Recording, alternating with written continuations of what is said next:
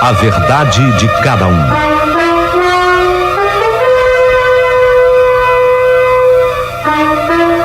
Olha, eu vou começar a minha história contando sobre o dia mais triste de toda a minha vida. O dia da morte do meu irmão Virgílio. Nós éramos extremamente ligados, unidos. Ele, Virgílio, mais velho que eu, 4 anos. E ele era meu protetor. Não tínhamos pai. E quantas vezes ele, meu irmão, tentou substituir o meu pai, ainda mais eu sendo menina. Às vezes eu me sentia tão ofendida por determinados meninos lá da escola, mas aquilo tudo era um sinal já da carência, né? Que eu sentia pela falta de ter um pai. Eu explico o que havia comigo. Meu nome é Leila. E uns meninos descobriram um dia, através de uma brincadeira, que eu detestava que me chamassem de Leiloca. Um descobriu. Leiloca da bunda choca. Pronto. Leiloca da bunda choca. Pronto. Eu ficava doida. Aquilo acabava comigo. E não raro eu chorava. E aí os meninos brincavam mais ainda, você sabe, né? O apelido pega quando você não aceita. Leiloca da bunda choca. e corriam. Aquilo pra mim era um desespero. Então era exatamente nessa hora que eu, me sentindo tão carente, eu dizia: eu vou falar tudo pro meu irmão. Eu vou contar tudo pro meu irmão. E os meninos ficavam ressabiados, porque o Virgílio sempre foi mais forte. Ele era alto, destemido. E o Virgílio vinha e dava uns tabefes neles. Dá para entender como o meu irmão, ele foi ocupando assim, mesmo menino, o lugar do pai, 4 anos mais velho que eu, o meu protetor. Ele me chamava de Lei, meu nome Leila. Ele me dizia assim: Lei, não é porque você não tem pai que alguém vai se aproveitar de você de jeito nenhum. Eu tô aqui, minha irmã, e sempre vou te defender de quem quer que seja. E na verdade sempre foi assim, mas lamentavelmente aquele dia chegou. Meu irmão Virgílio, ainda tão jovem, tão cheio de vida, contava apenas 24 anos, teve sua vida ceifada de uma maneira tão estúpida e brutal. Ele voltava da casa da namorada na sua moto, vinha cheio de cuidados, como sempre. Ele sempre foi muito cuidadoso, apesar de amar motos. Mas ele nunca poderia supor ou imaginar que naquele mesmo momento bandidos fugiam da polícia num carro em alta velocidade, altíssima velocidade.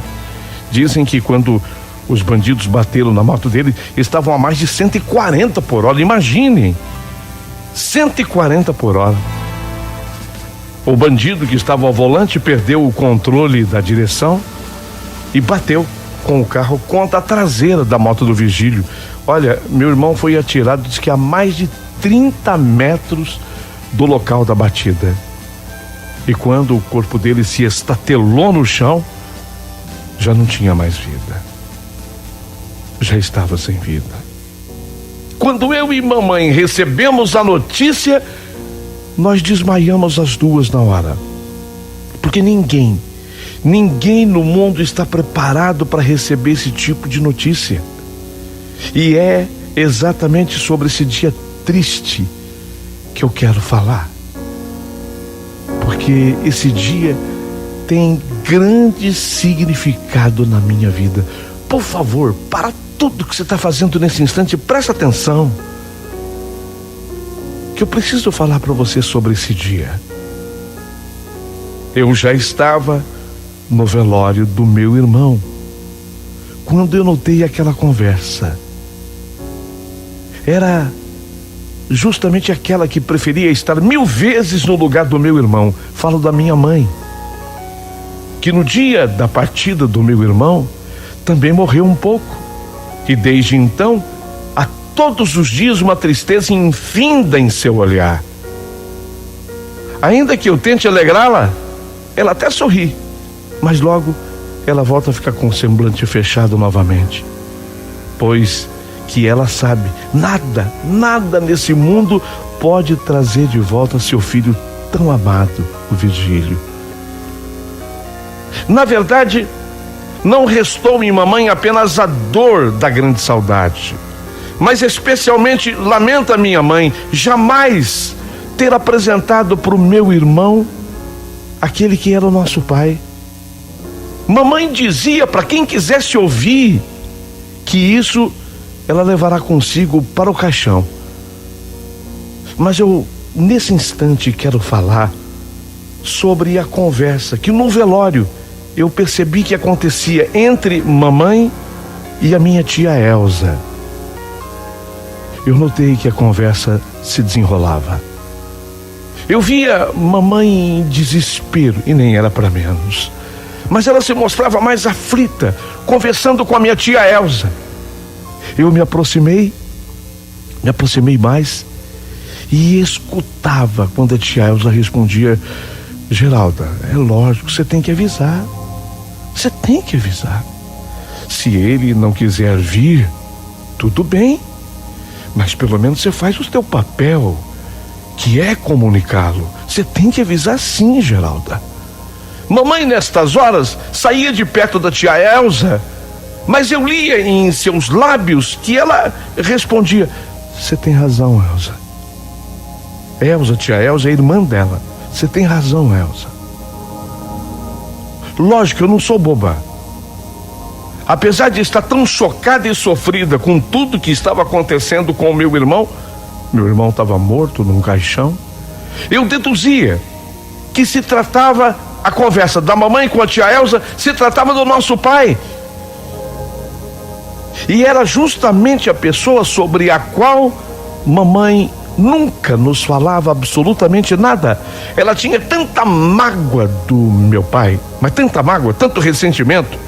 Ela amargamente às vezes dizia: não minto, o pai de vocês é vivo, mas para mim é como se tivesse morto. Ele é um homem sem alma. Ele é um homem sem alma. E ele nunca mais verá vocês, meus filhos. Nunca mais. Ele não merece ver vocês. Nunca mais. Então mamãe, quando dizia isso, não era da boca para fora. Ela dizia do fundo do coração dela, do fundo da alma dela. Sempre foi esse o discurso da mamãe. E ela nos habituou com ele desde que éramos pequenos, de forma que tanto eu quanto meu irmão Virgílio tínhamos conosco uma certeza de que jamais iríamos conhecer o nosso pai, pelo menos através da minha mãe, isso nunca. Eu, ainda mais do que o meu irmão Virgílio, eu achava isso um grande erro da mamãe. Eu defendia que nós tínhamos o direito de conhecer o homem que era o nosso pai. Todo mundo tem um pai, e eu também me achava no direito de conhecê-lo, mas meu irmão, sempre muito mais compreensivo, amoroso, ele se chegava próximo a mim e me dizia: Lei, a mamãe tem lá suas razões. Ela amava demais, sabe, esse homem, e esse homem um dia simplesmente a deixou para ir viver com outra. E ele nem quis saber de nós dois, Lei. Você tinha 1 aninho, Lei. Você tinha 1 aninho. Eu tinha 5. Mas você tinha 1. E ele não se importou com nada e nem com ninguém. Largou a mamãe com os filhinhos ainda pequenos e foi embora, um desalmado, Lei. E ele nunca mais voltou para perguntar se nós precisávamos de alguma coisa, de algum remédio que fosse. Tadinha da mamãe, Lei. Ela tem as suas razões e ela tem os seus próprios sentimentos. Me entende, Lei? Virgílio falava e eu chorava nessas horas. Lembro que também nessas horas eu, doida para saber de alguma coisa sobre o meu pai, eu perguntava para ele: Virgílio, Mas você tinha 5 anos, irmão. Você deve lembrar de alguma coisa, da altura do papai, do cabelo dele, do nariz, da cor da pele. Como era o nosso pai? Lei, eu não sei de falar nada. Eu não consigo ter lembrança nenhuma dele. Ah, mentira, Virgílio. Mentira. Eu lembro de tudo de quando eu tinha 5 anos. Eu nunca mentiria para você, Lei, minha irmã. Eu acho, sei lá, que alguma coisa travou no meu cérebro. Eu só me lembro que ele usava um terno preto. Ele usava um terno preto. Disso eu me lembro. Mas isso também não é verdade, Virgílio. A mamãe fala que ele nunca usou terno. Então ele não usava terno preto nenhum. Fala a verdade, Virgílio. A mamãe fala isso mesmo. Mas você acredita que a única coisa que eu lembro do meu pai é isso? Ele se aproximando de mim, eu deitado assim na cama, e ele trajando um terno preto. Às vezes ele me pegava no colo. Ele também te pegava no colo, Lei. Mas eu não lembro. Eu só lembro do terno preto. Nessas horas, eu e o meu irmão, nós acabávamos até discutindo. Eu falava que ele não sabia nada. O terno preto devia ser uma pura invenção da cabeça dele. Sabe, eu ficava com raiva do meu irmão por ele nada me contar a respeito do nosso pai. Eu às vezes duvidava até que ele não lembrasse. Quando eu chorava, eu acho que ele ficava com mais pena de mim e ele me abraçava e dizia: Lei, às vezes eu lembro sim do pai, quer dizer, desse homem de terno preto. Ele pegava você no colo, ele fazia assim carinho no seu cabelo. Parece que eu lembro. Parece que lembro disso. E também ele me pegava no colo. Mas que coisa, ele não tem rosto, sabe? Eu não lembro do rosto. Tanto que eu não sei dizer para você nada da cor da pele, do cabelo. Só vem a lembrança de um homem de terno preto. Só isso.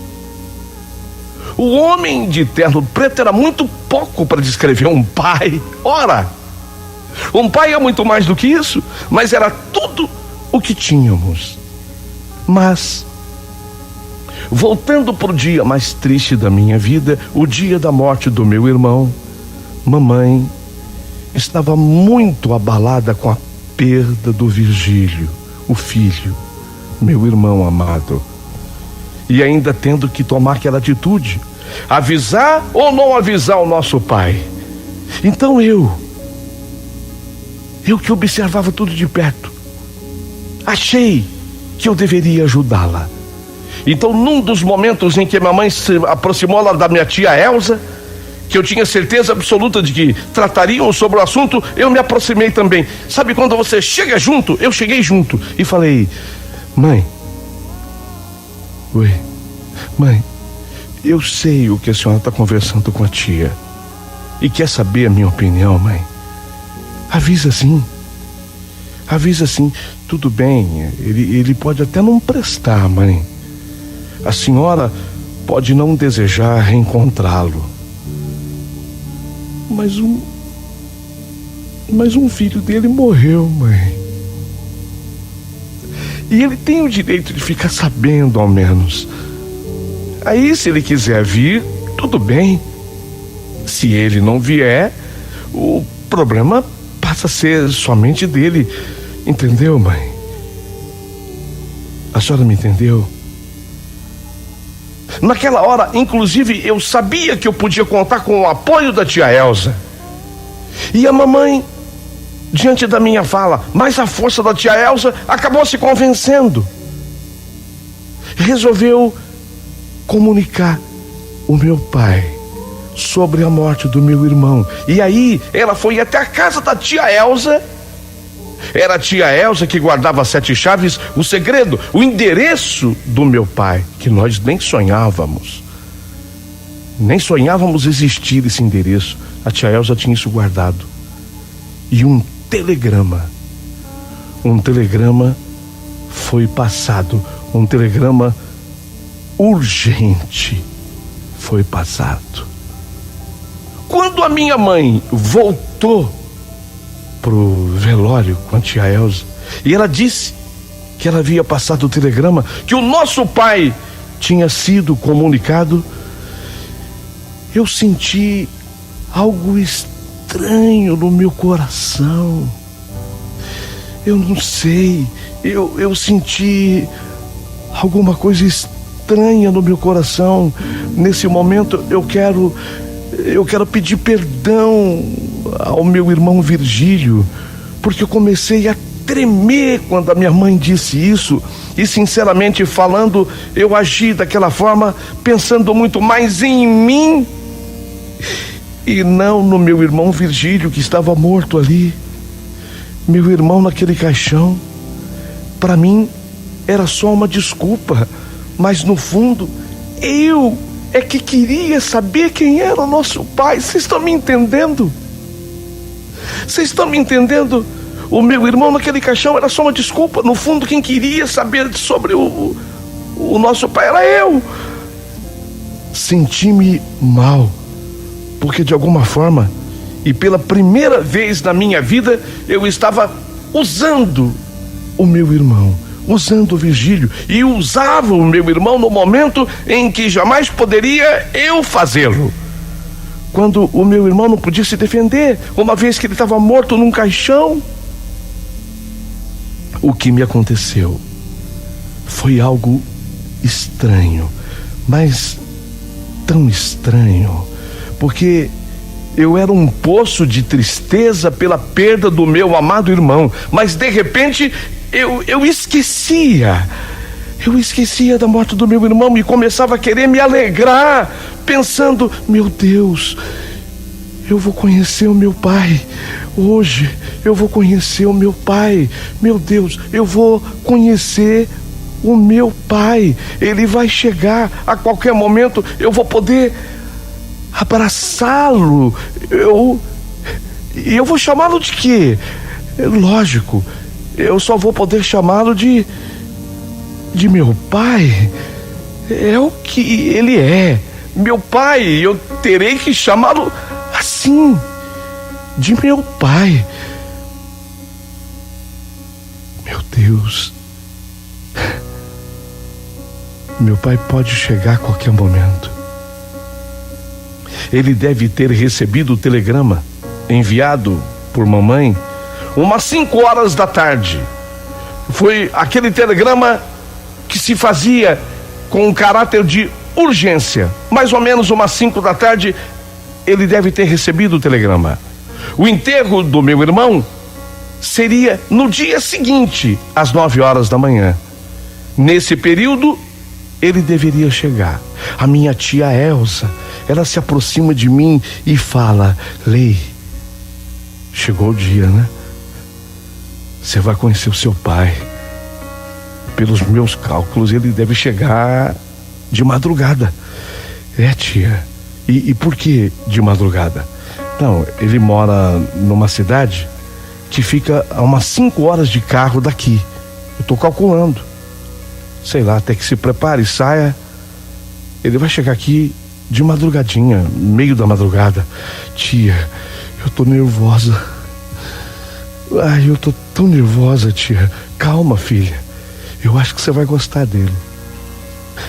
A senhora acha, tia? Apesar de que seja um dia tão triste, né, minha filha?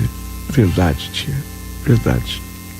Sabe, isso tá até me fazendo sofrer mais ainda. Eu queria tanto meu irmão vivo aqui comigo hoje, tia.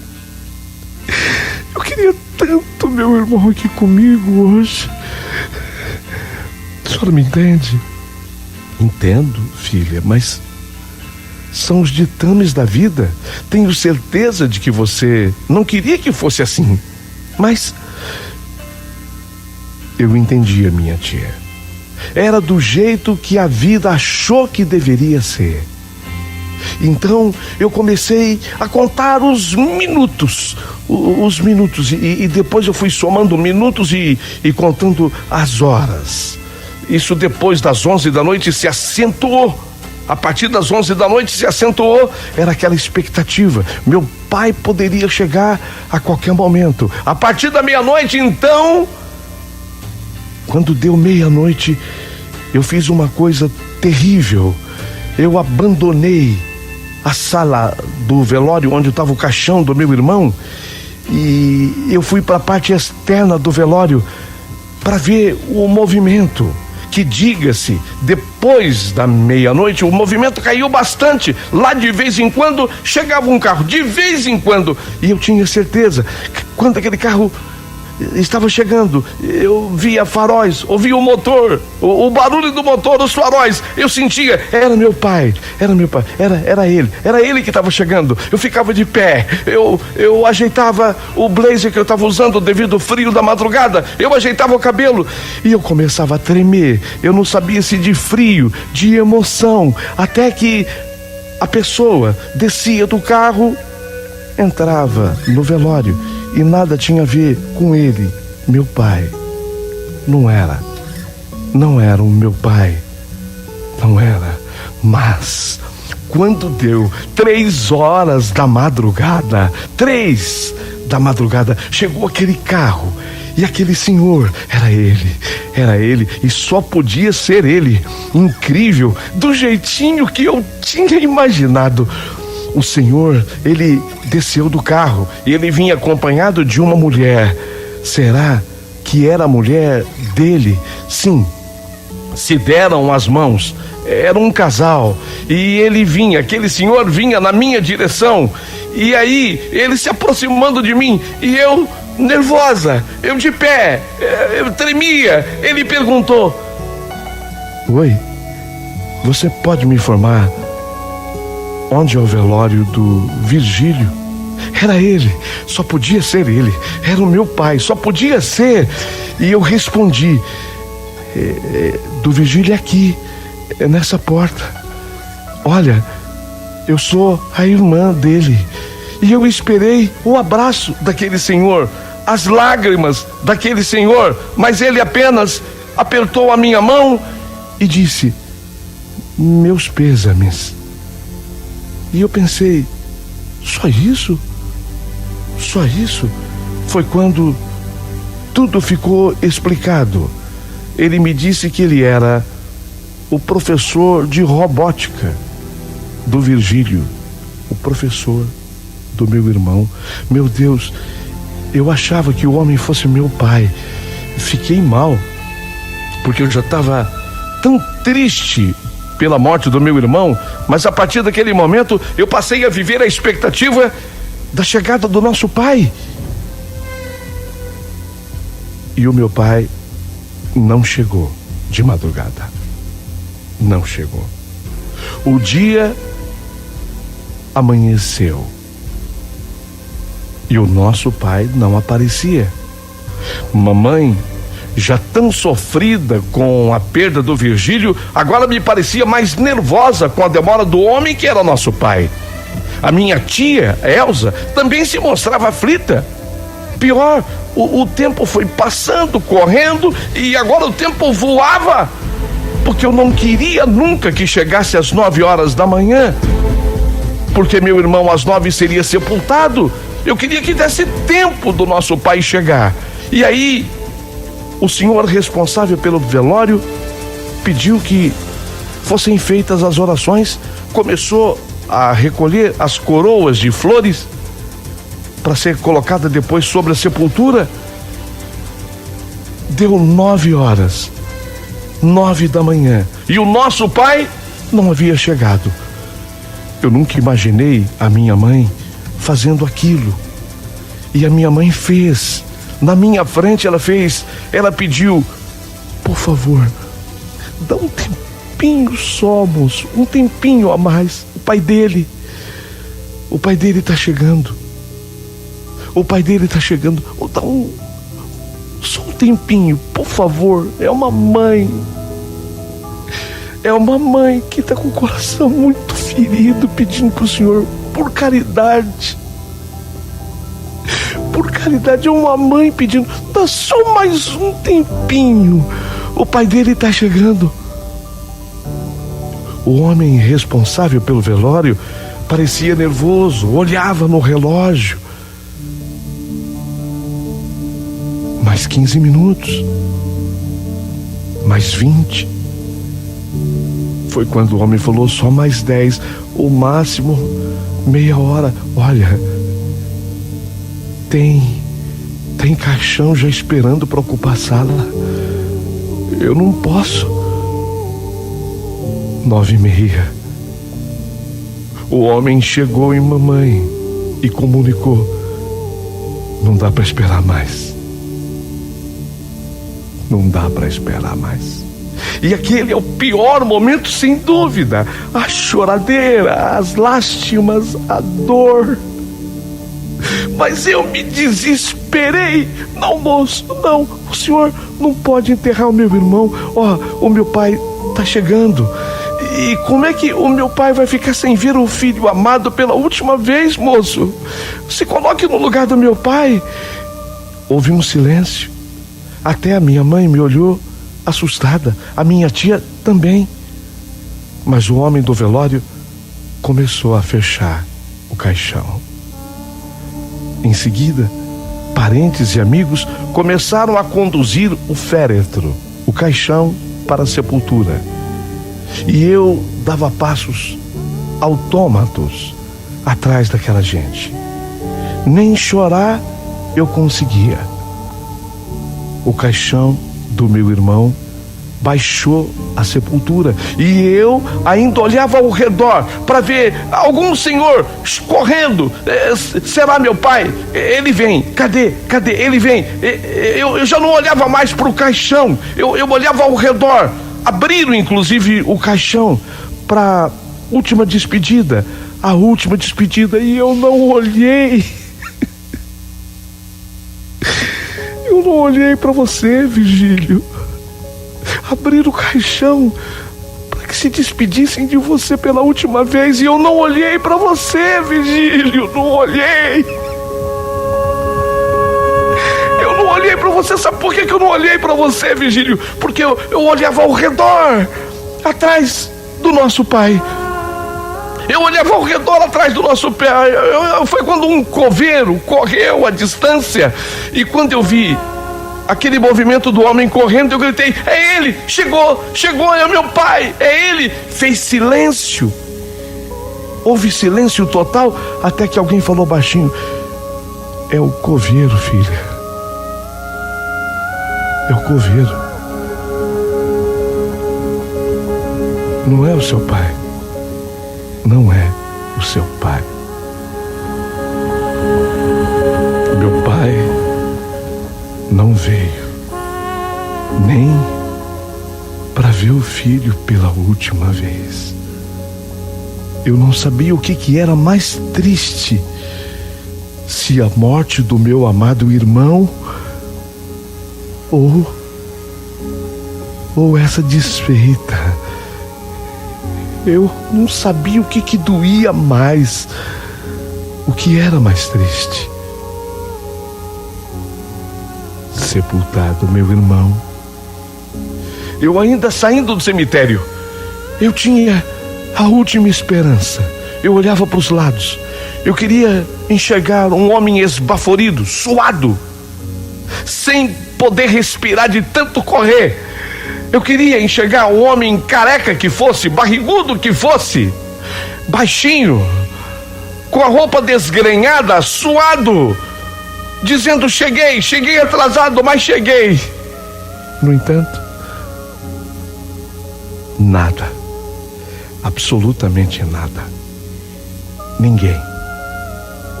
E é por isso que eu digo, aquele foi o dia mais triste de toda a minha vida.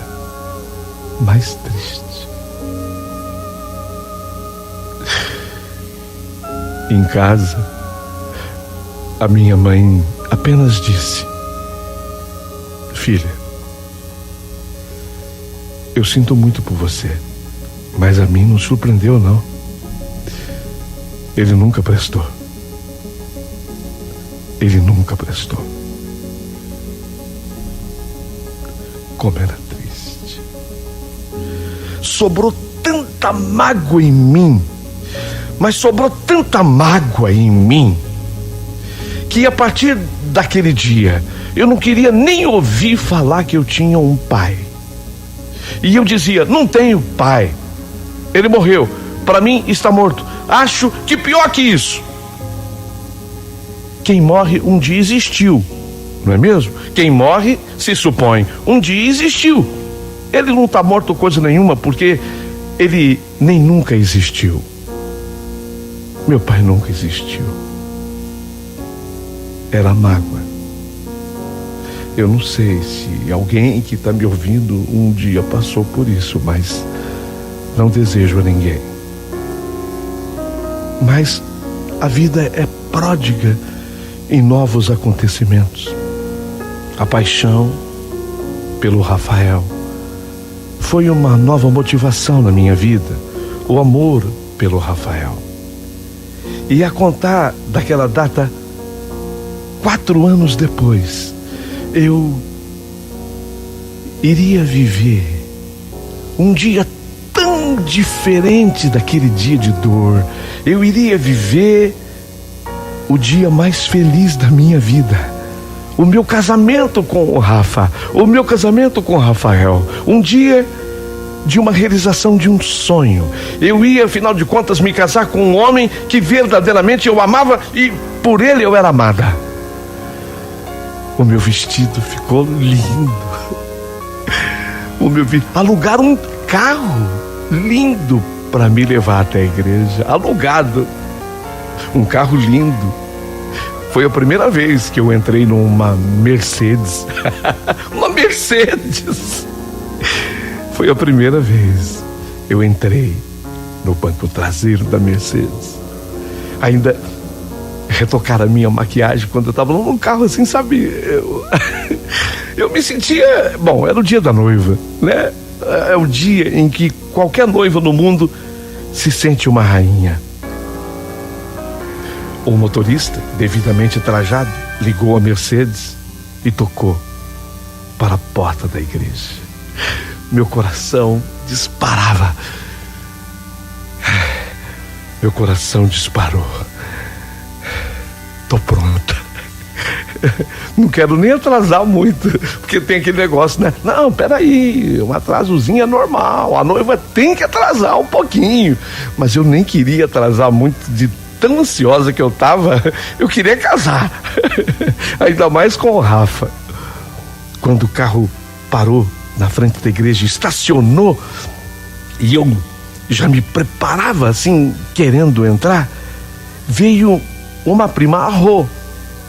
Ela se chama Rosângela, mas ninguém fala Rosângela. Rô, especialmente eu. A Rô veio correndo ao meu encontro. Oi, Rô, tá bonita, você tá linda, você tá maravilhosa. Preciso retocar nada? Nada, você tá maravilhosa. Lei. Oi, Rô, o que foi?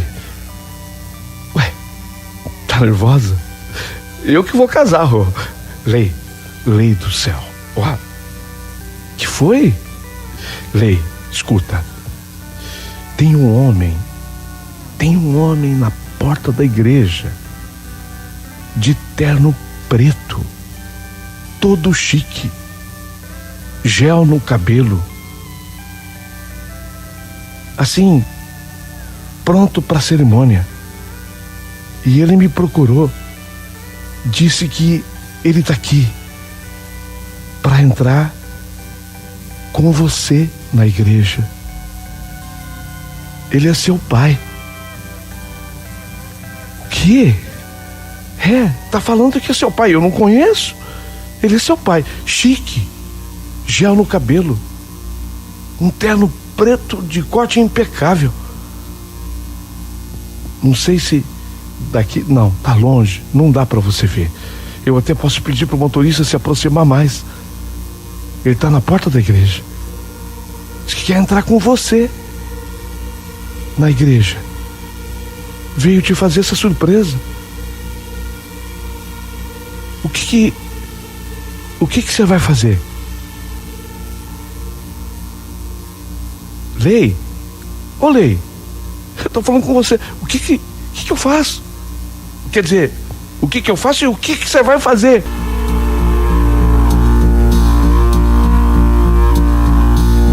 O que eu faço? E o que eu ia fazer? Eu paro aqui a minha história. Porque tem tanto ainda. Eu diria a vocês que é exatamente o meio da história. Tem tanto ainda para eu falar. Tanto.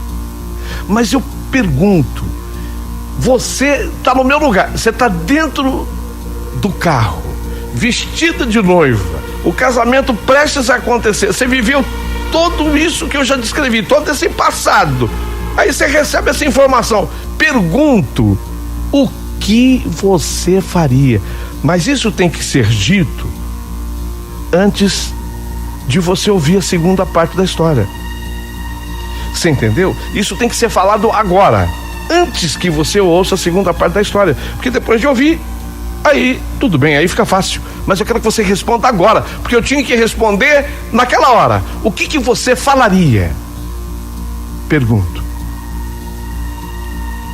Amanhã, nesse canal, nesse mesmo horário, o complemento dessa história fantástica, incrível e muito, muito emocionante e surpreendente.